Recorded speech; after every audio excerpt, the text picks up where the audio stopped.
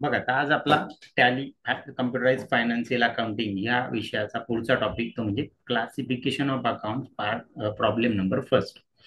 मागच्या भागामध्ये आपण क्लासिफिकेशन ऑफ अकाउंट बघितले, अकाउंटचे प्रकार बघितले. बघा काय काय बघितलं, मागच्या भागात काय शिकलो हे थोडक्यात बघू आपण. अकाउंटचे प्रकार तीन: पर्सनल, रिअल आणि नॉमिनल. बरोबर. आणि त्याची रूल बघितले आपण. पर्सनलचा नियम काय काय म्हणतो? Debit what comes in, debit the receiver, credit the giver. कोणाकडून काही घ्यायचंय डेबिट द्या, कोणाला काही द्यायचंय क्रेडिट द्या. पर्सनल मध्ये पाचच व्यक्ती किंवा संस्था येतात. प्रोप्रायटरशी रिलेटेड दोन: कॅपिटल आणि ड्रॉइंग अकाउंट. डेटर, क्रेडिटर आणि कर्ज देणाऱ्या संस्था. याच्या व्यतिरिक्त व्यक्ती किंवा संस्थांच्या नावाने येणारे कोणतेही अकाउंट तुम्हाला तुमच्या बिझनेसमध्ये येणार नाही. बरोबर. रिअल अकाउंट, रिअल हे ऍसेटचं अकाउंट, सगळ्या मालमत्ता. याच्यामध्ये सगळ्यात महत्वाच्या दोन मालमत्ता तुम्ही कायम डोळ्यासमोर ठेवायची, म्हणजे कॅश आणि गुड्स. कारण की ह्या पटकन डोळ्यासमोर आपल्याला बिल्डिंग माहित असतं, गोल्ड माहित असतं, फर्निचर माहित असतं, पण ती त्या ऍसेट डोळ्यासमोर येत नाही. आणि त्याचा नियम आहे आपला debit what comes in, credit what goes out. सगळ्यात सोपा नियम: काही आलं डेबिट द्या, काही गेलं क्रेडिट द्या. बरोबर. जे येतं त्याला डेबिट, जे जातं त्याला क्रेडिट, कारण ती वस्तू असणार आहे. बरोबर. Nominal account. नॉमिनल हा खर्च आणि इन्कमचा दोनच शब्दात मी सांगतो, त्यात बरेच लॉस आहे, बरोबर, गेन आहे, पण मेनली खर्च आणि इन्कम. खर्च झाला तर डेबिट द्या आणि इन्कम झाला तर क्रेडिट द्या, असं कोण सांगतं? नॉमिनल अकाउंट सांगतं. ठीक आहे. तर असे हे तीन रूल कायम तुमचे पाठ पाहिजेत, कायम तोंडावर पाहिजे, जास्त नाही. काही महत्वाचे अकाउंट्स आपण बघितले होते, some importance account: goods, cash, debtors, creditors, capital. प्रत्येक प्रॉब्लेम मध्ये हे पाच अकाउंट येणार म्हणजे येणारच आहे का. मालाचा अकाउंट, गुड्सचा अकाउंट, कॅश अकाउंट, कॅश तर असते, डेटर क्रेडिटर प्रत्येक बिझनेसला असतात, कॅपिटल प्रोप्रायटर हा प्रत्येक बिझनेसला असतो. तर त्याच्याबद्दलची माहिती आपण बघितली होती.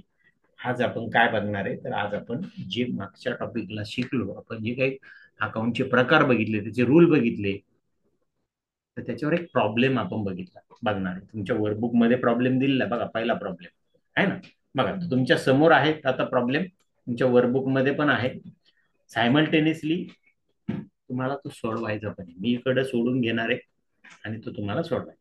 बघा या प्रॉब्लेम मध्ये तुम्हाला टोटल तीन कॉलम, चार कॉलम दिलेले: पहिला सिरियल नंबर, दुसरा हेड ऑफ अकाउंट, तिसरा टाईप ऑफ अकाउंट आणि चौथा ग्रुप.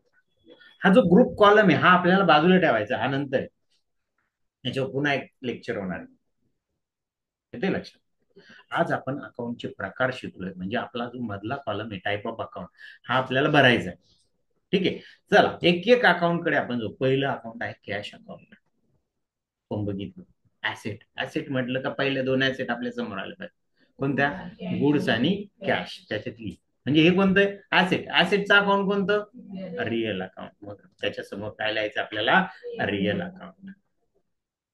ठीक आहे. चला पुढे घ्या. लगेच तुम्ही वर्कबुक मध्ये लिहून टाकायचे, फायनल आहे त्यामुळे काही अडचण नाही, तुम्ही पेनने लिहायचंय डायरेक्टली. पुढचं अकाउंट आहे कॅपिटल अकाउंट. कॅपिटल कोणाचं अकाउंट आहे? प्रोप्रायटरचं. व्यक्ती किंवा संस्थाच्या नावाने किंवा व्यक्ती किंवा संस्थेचं जे काही अकाउंट असेल ते कशात जाईल? पर्सनल अकाउंट मध्ये. आपला जो पहिला अकाउंटचा प्रकार आहे पर्सनल अकाउंट, मग त्याच्या पुढे आपण देणार पर्सनल अकाउंट. झालं. पुढचा अकाउंट आहे मित्र विहार क्लब अकाउंट. सरळ सरळ व्यक्ती किंवा संस्थेच्या नावाने आलंय, व्यक्ती किंवा संस्थेच्या नावाने आल्यामुळे त्याला काय देणार आपण? Personal account. Personal account. पुढचं अकाउंट आहे आपलं purchase goods account. Purchase goods, purchase goods account आहे का नाही. मग काय आपलं हे कन्फ्युज झाले, लगेच कन्फ्युज झाले. त्याच्या नावात गुड्स आहे. गुड्स म्हटलं का आपली ऍसेट. बघा मी म्हटलं काय? कॅश आणि गुड्स याच्यावर लक्ष ठेवा, आहे का नाही. काय मिळणार? मग ही आपली काय आहे? ऍसेट आहे. ऍसेटचं अकाउंट कोणतं आहे? साहजिक रिअल अकाउंट. ठीक आहे. पुढे बघा discount paid account. Discount paid तर डिस्काउंट रिसिव्ड सुद्धा येईल. कुठं डिस्काउंट पेड येईल. डिस्काउंट रिसिव्ड म्हटलं का तो आपला इन्कम, रिसिव्ड म्हटलं का इन्कम, पेड म्हटलं का खर्च. बरोबर आहे का नाही. खर्च आणि इन्कम या दोघांचे अकाउंट एकच आहे, नॉमिनल अकाउंट. त्याच्यामुळे काही कन्फ्युजन करायची काही गरज नाही. ठीक आहे. पुढचं अकाउंट आहे कमिशन रिसिव्ड अकाउंट. काय हे इन्कम आहे. रिसिव्ड म्हटलं का काय इन्कम. आता या कमिशन मध्ये पेड पण शब्द येऊ शकतो. पेड म्हटलं का खर्च, पण खर्च आणि इन्कम या दोन्हींचं हे अकाउंट एकच आहे आणि ते म्हणजे नॉमिनल. झालं. पुढचं आहे लँड अँड बिल्डिंग अकाउंट. काय ही आपली ऍसेट. आता ही ऍसेट सगळ्यांना परिचित. तुम्हाला विचारलं का पहिले बिल्डिंग किंवा लँड हेच तुमच्या तोंडावर असतं, बरोबर. ऍसेट आहे म्हटलं ऍसेटचं अकाउंट कोणतं, रिअल अकाउंट. पुढे बघा bank of India account personal असं तुम्ही सांगितलं, बरोबर आहे तुमचं. तुम्ही ज्यावेळेस कॉमर्स मध्ये शिकत राहाल, 11वी कॉमर्सला असेल, त्याचा पहिला टॉपिक हाच आहे. आणि त्यावेळेस तुम्हाला हेच शिकवलं जातं की बँक ऑफ इंडिया हे पर्सनल अकाउंट आहे. बरं. पण आता आपल्याला काय करायचं, टॅलीच्या दृष्टीने विचार करायचा आहे. आपण टॅली शिकतोय. बरं. टॅली शिकतोय. बँकेमध्ये जो पैसा असतो तो काय असतो आपला, ऍसेट असते ना. जशी कॅश, थोडक्यात कॅशच येते ती, फक्त आपण आपल्या खिशात न ठेवता आपण बँकेत ठेवतो. बरोबर आहे का. खिशात न ठेवता बँकेत ठेवतो. येते लक्षात. म्हणजे ती काय झाली आपली ऍसेट झाली. मग ऍसेटचं अकाउंट काय, रिअल अकाउंट. मग त्याला काय देतो आपण, रिअल. पण लक्षात ठेवा तुम्ही दिलेलं जे उत्तर होतं पर्सनल अकाउंट हे चुकीचं नाही. अकाउंट ज्यावेळेस शिकतो आपण त्यावेळेस तुम्हाला तेच शिकवलं जातं.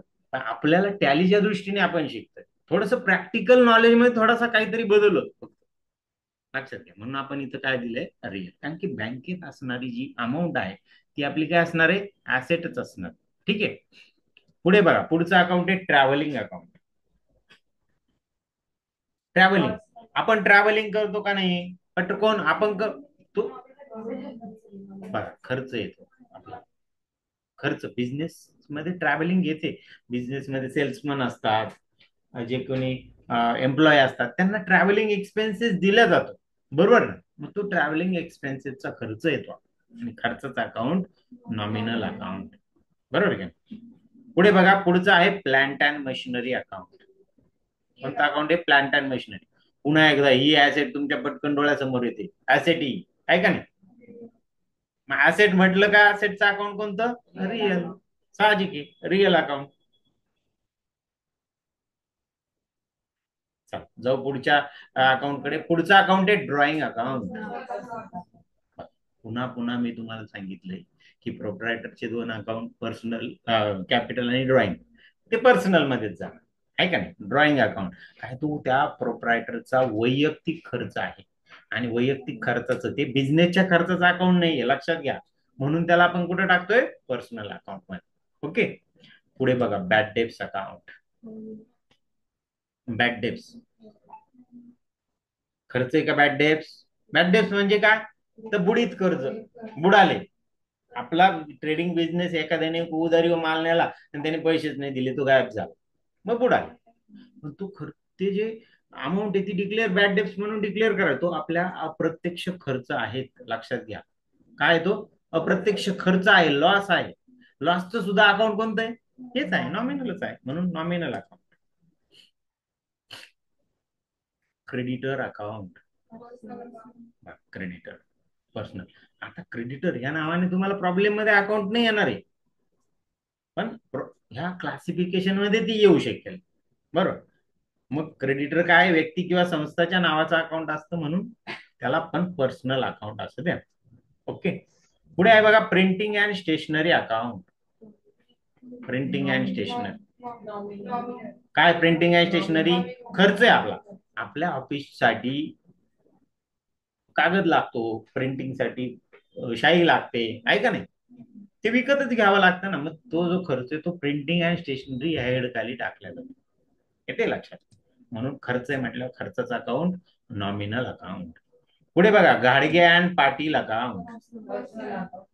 नावच आहे डायरेक्ट दिलेलं, त्याच्यामुळे विषयच येत नाही. व्यक्ती किंवा संस्थेच्या नावानेच अकाउंट आहे, म्हणून त्याला पर्सनल अकाउंट मध्ये आपण देणार. पण आता आपण हा विचार नाही करणार आहे का हा घाडगे आणि पाटील कडून आपण पैसे माल विकत घेतला की याला माल विकला, हा आता सध्या विचार करणार.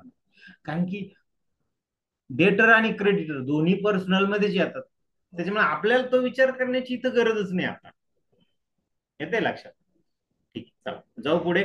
Carriage outward. कॅरेज आउटवर्ड म्हणजे काय? माल वाहून नेण्याचा खर्च आहे का नाही, माल वाहतूक आहे का नाही. मग खर्च म्हटल्यावर खर्चाचा अकाउंट नॉमिनल साहजिक आहे. हे कॅरेज मध्ये पण बरेच जे येतात बरं, नुसतं कॅरेज पण येतं, कॅरेज इनवर्ड येतं, कॅरेज आउटवर्ड येतं, बरोबर, येऊ सुद्धा शकते याच्यामध्ये. पुढे बघा, पुढचं बघू, municipal tax account. Municipal tax account काय? आपला हा खर्च आहे, आणि खर्चाचं अकाउंट म्हटलं का नॉमिनल अकाउंट. ठीक आहे. पुढे बघा, पुढे किर्लोस्कर कंपनी अकाउंट. आता या ते व्यक्ती किंवा संस्थेच्या नावाने अकाउंट आहे, म्हणून त्याला कुठे येईल? पर्सनल अकाउंट मध्ये. आता हा जो म्युन्सिपल टॅक्स अकाउंट आला होता ना, बरोबर, याच्याबद्दल आणखी तुम्हाला, या ठिकाणी जर जीएसटी आला असता, सीजीएसटी एचजीएसटी, तर तुम्ही काय दिलं असतं? तो पण टॅक्स आहे का नाही? बरोबर. आता नवीन जीएसटीचा टॅक्स सुरू झाला, तुम्हाला तिथं म्हटलं असतं जीएसटी टॅक्स, तर तुम्ही काय दिलं असतं? काय दिलं असतं? नाही, बिलकुल नाही. तो लॅबिलिटी ती देणं आहे ते. हा जो खर्च आहे हा आपल्या खिशातून जातो, आणि तो जो खर्च आहे तो आपण लोकांकडून कलेक्ट करून देतो, ते एक प्रकारचं देणं असतं. ठीक आहे. ते ठीक आहे, ते बघू आपण नंतर ज्यावेळेस येईल त्यावेळेस. पुढे बघा, national dairy development corporation account. पुन्हा व्यक्ती किंवा संस्थेतून त्याच्या नावाने अकाउंट आलंय, पर्सनल. तो डेटरी व्यक्ती किंवा संस्थेच्या नावाने अकाउंट आलं का, तो एक तर डेटर असेल किंवा क्रेडिटर असेल, या दोन्हीपैकी एकच. कारण की 5 जे प्रकार आहे त्याच्यामध्ये डेटर क्रेडिटर आहे, आणि 2 अकाउंट तर कॅपिटलचे प्रॉपरायटरशी रिलेटेडच आहे, आणि एक कर्जाचं आहे. कर्जाचं म्हटलं त्याच्या पुढे बँक येईल, आहे का? ठीक आहे. पुढे गोल्ड अकाउंट. गोल्ड माहिती का? सोनं काय? आपली ऍसेट आहे. गोल्ड ही काय? आपली ऍसेट. आणि ऍसेटचा अकाउंट काय आहे? Real account. ओके. पुढे जाऊ आपण पुढच्या पेजवर. वेजेस. वेजेस म्हणजे काय? मजुरी.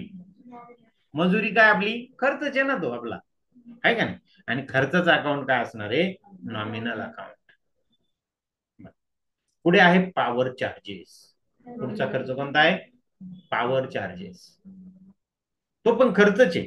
चार्जेस नाव, त्याच्या नावातच चार्जेस आहे म्हटल्यावर खर्च. आता गंमत बघा, ह्या पॉवर चार्जेस बद्दल वेगवेगळे electricity charges, electricity bill, power charges, sitting and lighting, अशी वेगवेगळे नाव येतात त्याला. जशी इंडस्ट्री असेल ना, समजा हिटिंग अँड लाइटिंग कोणाला येईल तो? तर जी स्टील किंवा ग्लास इंडस्ट्री असेल तिथे येईल, कारण की तिथं हिट करावं लागतं, लोखंड वितळावं लागतं, काच वितळावा लागते, त्याच्यापासून मग प्रॉडक्ट तयार होतात वितळल्यानंतर, आहे का? बरोबर. मग त्या याच्यानुसार ते वेगवेगळे नावं येतील. खर्च आहे म्हटल्यावर खर्चाचा अकाउंट आहे. तर हे पुढे जाऊन आपण बघणारच आहे, बरोबर. हिटिंग अँड लाइटिंग आलं तर काय, कसं, बरोबर. पुढे जाऊ. पुढे आहे फॅक्टरी एक्सपेन्सेस. त्याच्या नावातच एक्सपेन्स आहे का? नावातच एक्सपेन्स आल्यामुळं खर्चाचा अकाउंट नॉमिनल. मग त्याच्या पुढे द्या नॉमिनल अकाउंट. बघा इथं खाली आलं बघा, हिटिंग अँड लाइटिंग. मी तुम्हाला सांगितलं ते हिटिंग अँड लाइटिंग म्हणजे काय? हा पॉवर चार्जेस, इलेक्ट्रिसिटीचाच खर्च आहे. फक्त हा खर्च कोणाचा? तर त्या कोणती कंपनी असा प्रकारचं हेड घेते, तर जी ग्लास इंडस्ट्री असेल, जी स्टील इंडस्ट्री असेल, त्यांना ते हिट करून ते वितळावं लागतं, लोखंड किंवा ग्लास. ते अशा प्रकारचे हेड ते घेऊ शकतात, बरोबर. आणि खर्च आहे म्हटल्यावर, खर्च म्हटल्यावर नॉमिनल अकाउंट. पुढे बघा, इम्पोर्ट ड्युटी. इम्पोर्ट ड्युटी काय? इम्पोर्ट ड्युटी ज्या वेळेस आपण कच्चा माल बाहेरच्या देशातून आणतो. आता समजा मोबाईल आहे, मोबाईलचे सगळे पार्ट आपल्या देशात नाही बनत, आपल्याला चायनाकडून बरेचसे पार्ट इम्पोर्ट करावे लागतात. काय करावे लागतात? इम्पोर्ट. सोलरचे सेल जे आहे ते आपल्याला बाहेरून इम्पोर्ट करावे लागतात. आता आपल्या भारतातही बनायला लागले तो भाग वेगळा.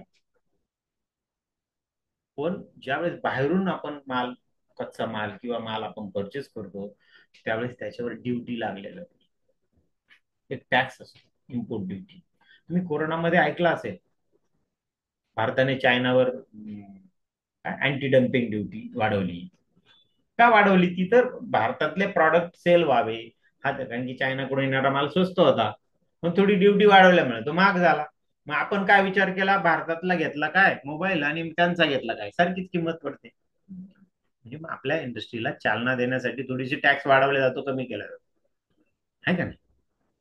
बरं, तर मग तो एक प्रकारचा खर्चच आहे, आणि खर्चच अकाउंट कोणतं? Nominal account. बरं. ऑक्ट्रा आहे, नाव ऐकलंय ऑक्ट्रा आहे कधी? ऑक्ट्रा म्हणजे जकात. बरोबर. हा खर्चच आहे, एक टॅक्स आहे हा. हा नगरपालिका महानगरपालिकांचा हा टॅक्स होता. तुम्ही ऐकता का संगमनेर नाका? हं? असं म्हटलं का नाही? नाका म्हणजे काय, तर त्या ठिकाणी एक ऑक्ट्रायचा ऑफिस होता.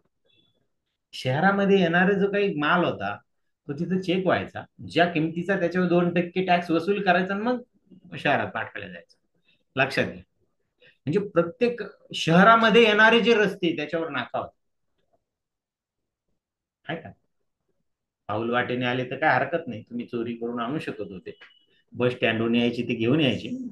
पण प्रायव्हेट ज्यावेळेस त्याला कॉन्ट्रॅक्ट दिलं, त्यावेळेस तिथं सुद्धा माणसं होती त्यांची. बरं.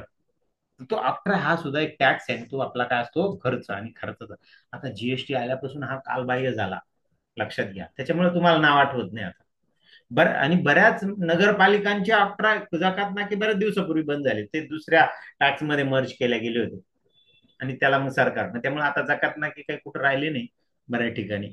पण मोठमोठ्या मेट्रोपॉलिटन सिटीज जो होत्या, मुंबई म्हणा, नाशिक म्हणा, नागपूर म्हणा, तिथं आजही होतं. पण जेव्हा जीएसटी आला तेव्हा ते कालबाह्य झालं.